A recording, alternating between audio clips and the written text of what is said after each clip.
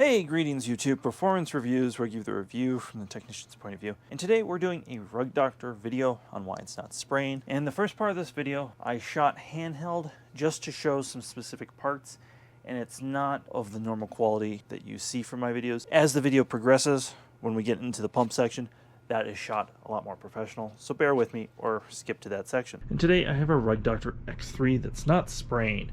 So we're going to go through kind of how we troubleshoot this and what should be done. Ultimately, the solution's almost a pump, but sometimes there's some other things that need to be done. So got the camera in handheld mode, so excuse the shaking or whatnot.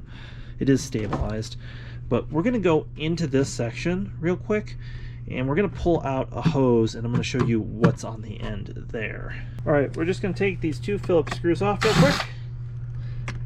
And these are stainless steel. They're not magnetic on this machine, which if you have a magnetic screwdriver or you're used to it, it's a real hassle. Oh, somebody here to assist me. Can you help us, Oreo? Can you help us take this Rug Doctor apart? Anyways, let's pull this apart. So if we go in here, see this little hose? And on the end of the hose is a filter.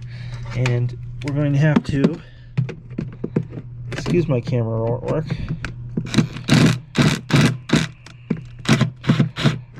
You don't want to pull the screw out all the way, just a little bit. And then, now the hose is here. And as you can see, the intake of this hose is really saturated with crap. And what tends to happen is people like to use this dirty water tank to fill the clean water tank, and that is a no-no. This does not filter really worth a darn. You can see the stuff. Alright, so this filter comes off, and as you can see, that needs to be rinsed.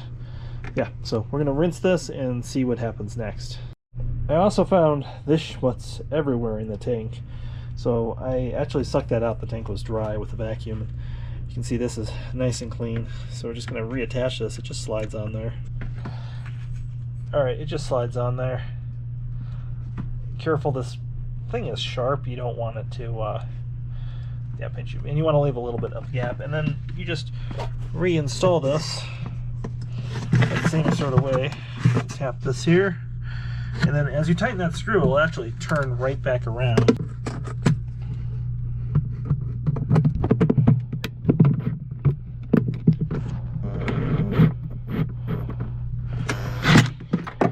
Alright, so that's back where it should be.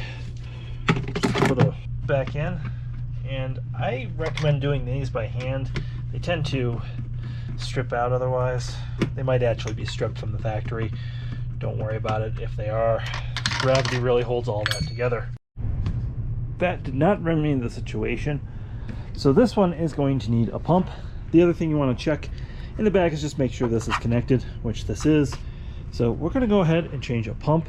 That's going to be an interesting part of the video. So Rug Doctor is not pumping, and you've cleaned the inline filter. Well, now it is really time to take it to a professional, and I don't recommend you do this at home, but here is how we do it. First thing you're going to need is a Dremel or some sort of cut-off tool. So you actually have to cut this open, and that is kind of the weird thing about Rug Doctors. This is a nice anti-tamper thing. Keeps a lot of people out of them.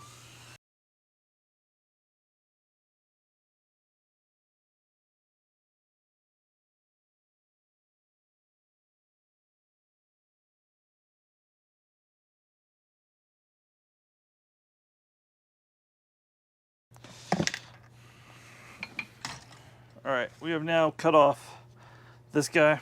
That goes in the trash. The wheel will lift up. Got some fuzzies behind there. Alright, I've changed camera angle a little bit so you can see what's going to go on. So first thing we're going to do is just take off all the Phillips screws. And these washers, they're kind of annoying. They drop all over the place.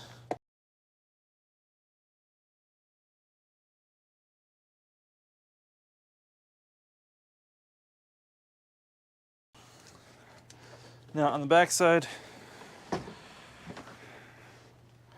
we have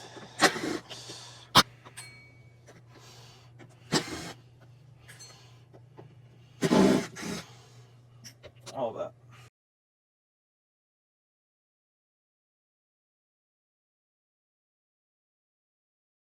Alright, now we've gotten into the meat and potatoes of it, and what we're working with here. And you can see on here, there's the pump, there are the lines.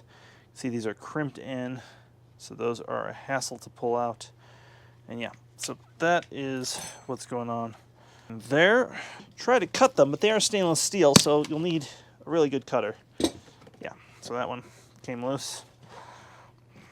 So my knot picks got that. All right, there is our pump. Now we have a new pump, and a new pump has some things. One, it has new crimps. Those are very important. The diode is for some really old rug doctors. We're actually not going to use it on this model. The other thing when you're putting this pump in is you want to keep it oriented the way that it goes. And as a precaution, it's probably best to undo one hose and then put the other hose back before undoing the other one. You don't want to mix up the direction this goes.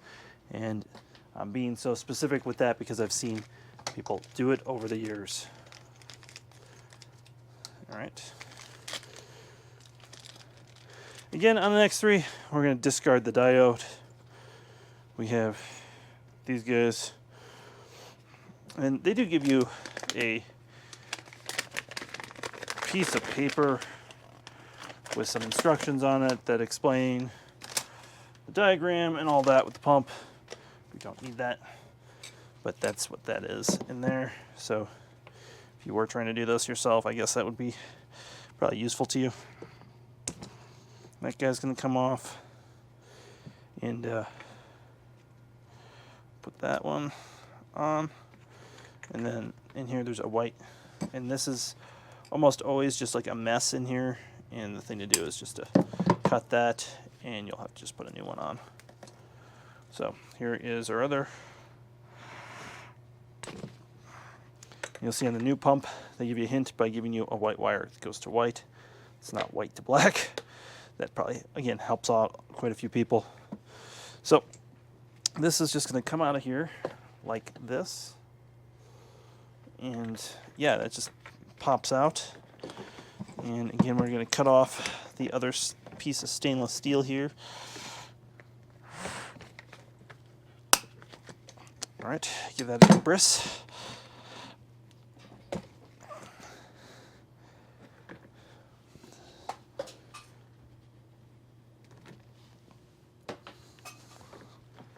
All right, put the new guy on. All right, so let's pull this old hunk of junk out of here. And they tend to leak a little bit, so they give you little caps to put on there. So it's kind of a thing you can do, or just throw it away. I'm gonna put the new pump in here, and you see it's really not like permanently mounted with like screws or anything.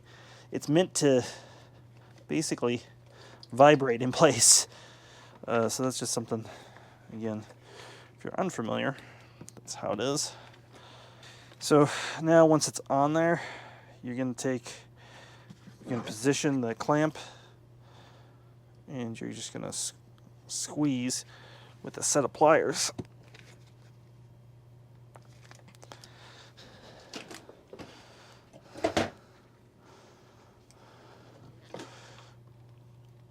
Or you can use a crimping tool,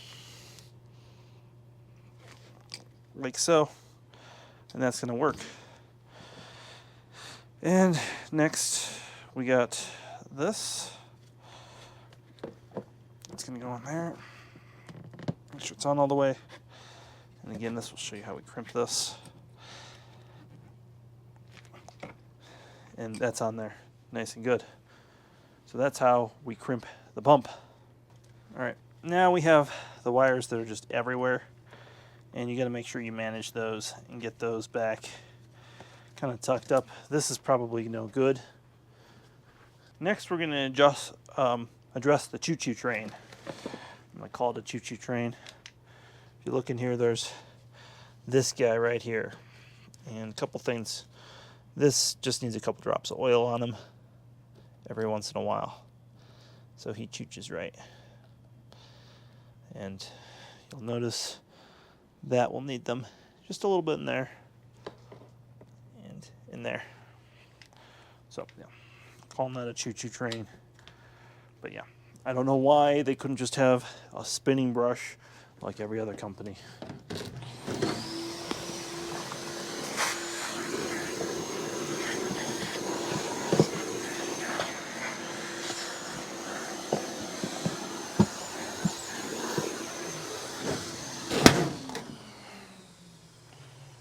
So let's go ahead, now that everything is situated. You want to make sure this motor here, by the way, is attached with the zip tie properly, and everything is free flowing. So now we got all that. We're going to put this all back where it was. And you see this is all like really flexible plastic. It doesn't seem very professional the way these are put together, but that's just the way they are.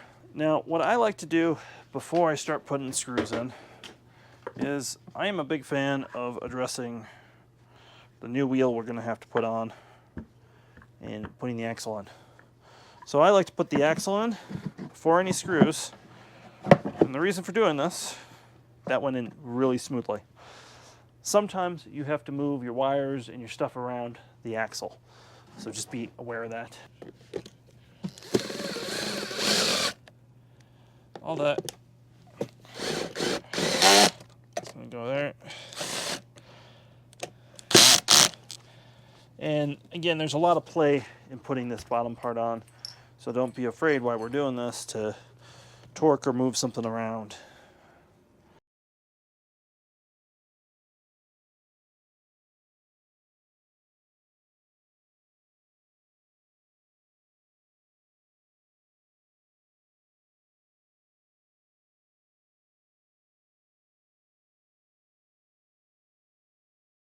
Our last screw in the middle. So we're going to flip the machine around. All right, we've changed the camera so you can see what we're doing, but you see the wheel is here. I always like to give just a little bit of oil. I find that helps them move smoother. So we got the wheel, and then we got this thing. All right, so you're going to take your 16 mil socket, center it, and we're just going to hit this on here.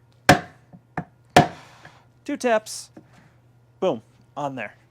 Looks professional, it's not crushed. No special tools really required, just a 16 mil socket. And that now needs to be put in the upright position. And something has come to my attention upon this sitting here with water. We started this video off by cleaning this screen out a little bit.